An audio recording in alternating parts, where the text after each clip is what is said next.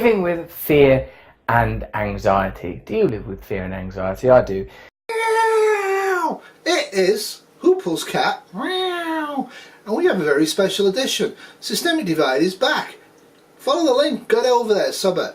Hopefully she'll start doing her Friday fun soon, because Thursday fun comes from Friday fun from Systemic Divide. She did a way better job. Anyhow, advert over. It's been a very, very odd week. Again. I'll be coming to you live from Buckingham Palace, where President Trump has just arrived. But this is Donald Trump we're talking about here, and he flew into controversy even before Air Force One had touched down. The first state dinner in history with McDonald's on the menu. I love it. He's caught on tape calling Meghan Markle nasty, and then he calls it fake news, even though it's on tape. That tells you all you need to know. He's either a liar or doesn't remember what he said from one day to the next, which means he's insane.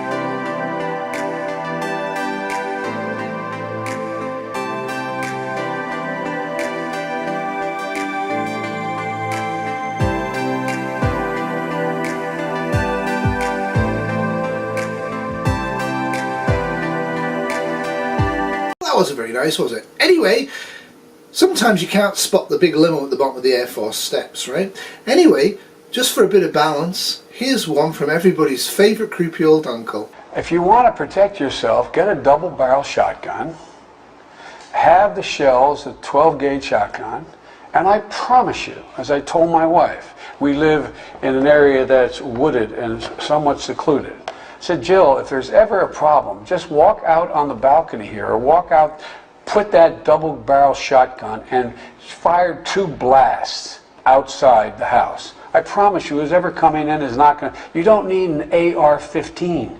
It's harder to aim, it's harder to use, and in fact, you don't need 30 rounds to protect yourself. Buy a shotgun.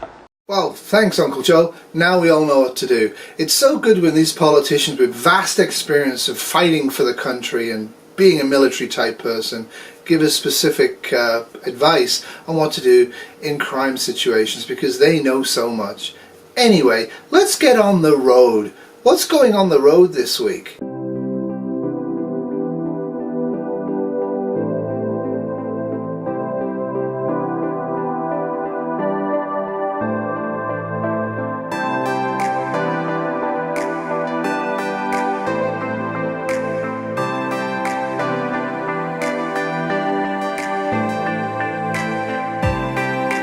Rumour has it that Adrian is still there, waiting for a lift. However, hopefully the Angry Canuck will get his truck issues fixed and save him. Yeah, I heard a noise last night and I knew something was wrong. I just didn't know what it was. Well, turns out this happened just as I was parking. Shite. There you go, guys. That's the shop's solution to this problem. I've got a mechanic shop literally parked 50 feet to the left of the truck and another one about 20 feet to the right of the truck.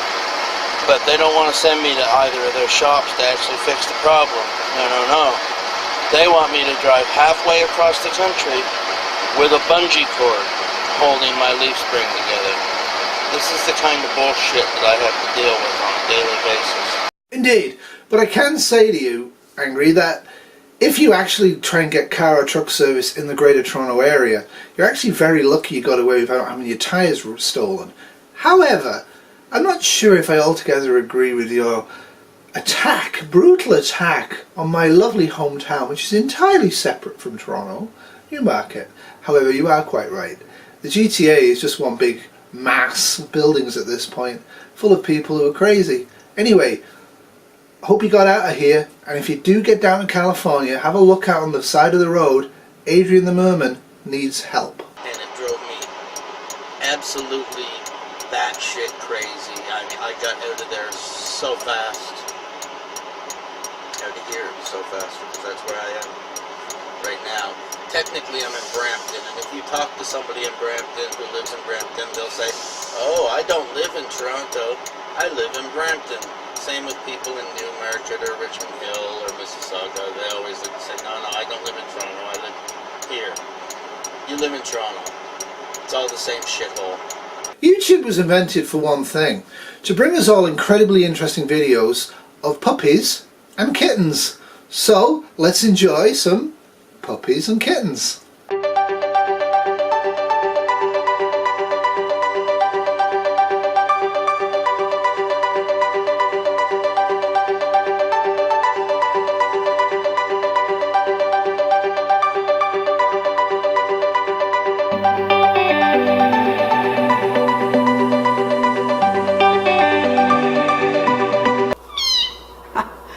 Well, let me introduce you.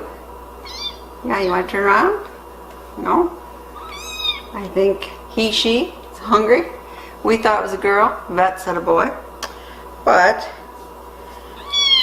this poor little thing was... Let me give her a bottle.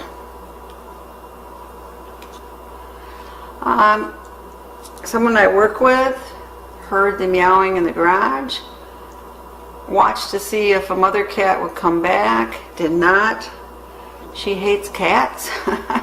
She was going to take it to a shelter, so I said, oh, give it to me.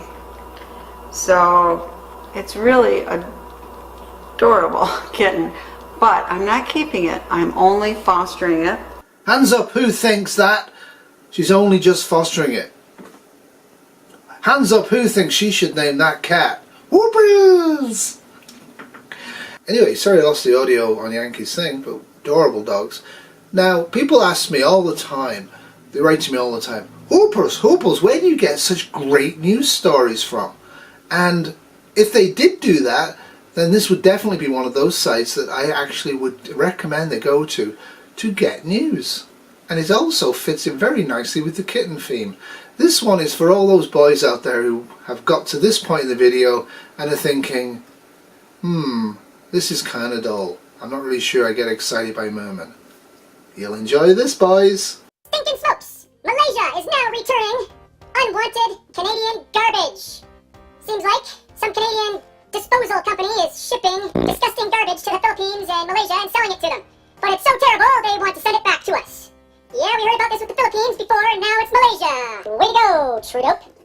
You've got both of them pissed off at us now. I heard Minister of the Philippines, Foreign Minister, was making threats. I heard this on the radio. Making violent threats and sexual threats. And I was like thinking, what the hell do they mean by sexual threats? Is he threatening to rape you? Justine Jihad Trudeau? What is he saying exactly? Oh, here it is. I found his tweet. Who is this guy? Filipino Foreign Minister Teddy Locasin Jr. He says, all containers containing garbage cleaned and ready to go, waiting for a couple of documents and routine permission from China for transshipment to Canada. Departure is May 30th.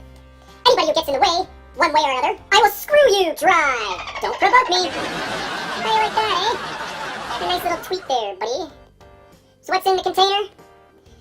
CBC's team in Malaysia found plastic bags and packaging from several Canadian grocery giants, including Loblaws, No Frills, Walmart, and Costco. The bin also held product packaging from bread and meat companies like Dempster's and... But here, you can see a picture here.